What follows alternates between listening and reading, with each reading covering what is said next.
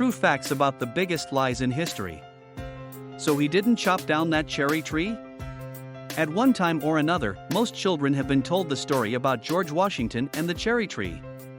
The story is supposed to exemplify Washington's honesty, but it turns out that it was completely made up by Washington's biographer. Paul Revere's famous cry.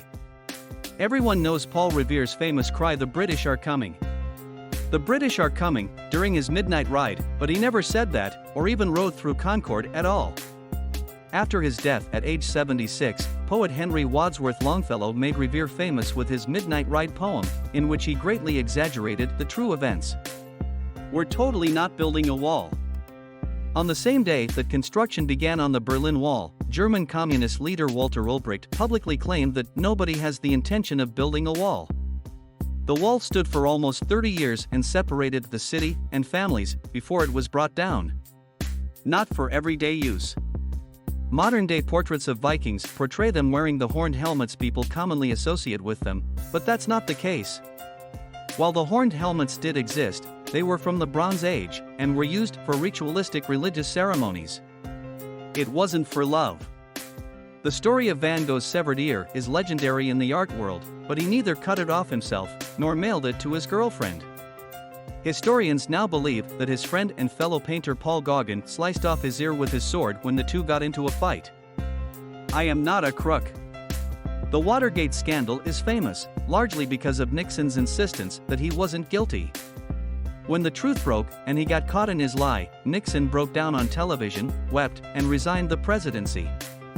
Sure, the war can be averted. As Prime Minister of Britain in the 1930s, Neville Chamberlain chose to ignore the threats of Hitler's Mein Kampf and his other pronouncements in an effort to maintain peace.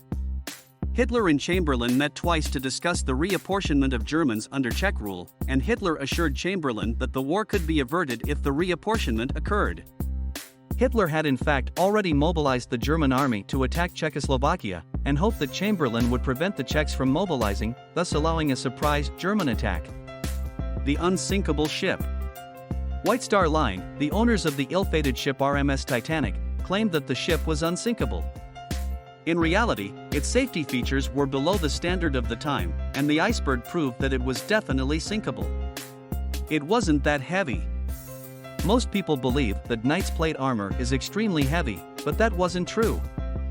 The armor really only weighed between 30 to 50 pounds, which is pretty light, considering it was designed to stop slashing swords and other deadly weaponry. Only good news. During the Vietnam War, Lyndon B. Johnson deliberately concealed negative information about the progress of the war as a means of using the strong support of the American public as a tool for negotiating peace. Anything that contradicted that image was suppressed, and military leaders were forced to report only good news. An ingenious fraudster. Han van Meegeren's art was panned by critics, so to convince them of his talent, he came up with an ingenious scheme. He forged the work of famous artists and passed them off as his own masterpieces. The entire world bought into his scheme and he made millions. Though he was eventually caught, his forgeries are now valuable in their own right.